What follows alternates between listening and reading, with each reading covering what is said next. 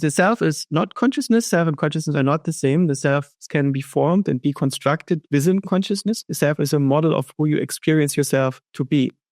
And our self is being discovered in a loop, I think, in this loop between perception, intention, and action. Basically, to discover your own self, you have to perceive changes in the world, assess the needs that result from this, make decisions which needs to attend to in which way, initiate actions to do this, perform these actions, and perceive the resulting changes. And in this closed loop, you basically discover yourself. Without this closed loop, I think you would not discover the notion of a self. A self is a model of the aspects of that loop that you are controlling and that are implementing that control. And the self, as being a model that you have something that's given as immediate, is probably something that you're not born with. This personal self is something that's being formed. Have the impression that infants are already conscious, but that they do not have a self in the same sense as toddlers have it, or later adolescents and adults have it. But rather, it's a multi-stage thing that is forming in more and more detail, and that we perceive ourselves to be, and that we are entangled with in such a way that we perceive it as real. And at some point, we basically can wake up from this and discover that it's a representation.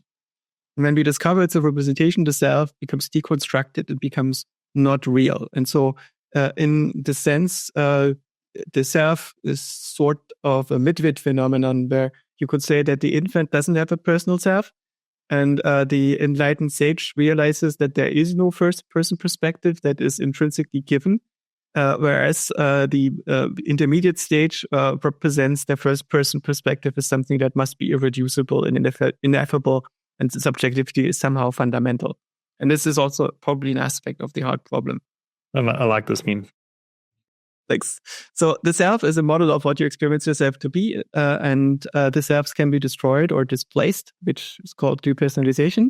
And some selves even exist across multiple minds. So basically, your personal self exists only in your own mind, and if a self is able to hypnotize different minds into believing in it, and can in this way move across minds, we call it a god.